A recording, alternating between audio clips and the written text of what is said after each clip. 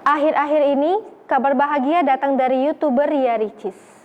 Ria Ricis dikabarkan akan segera menggelar acara lamaran dengan Teuku Ryan. Kemudian keduanya akan menggelar pesta pernikahan beberapa bulan sesudah lamaran.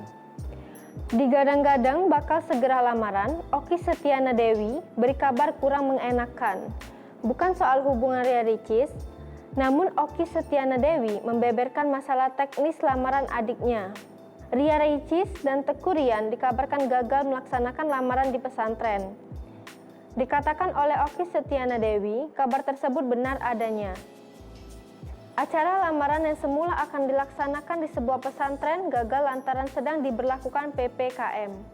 Hal tersebut disampaikan oleh kakak Ria Ricis lewat YouTube KH Infotainment.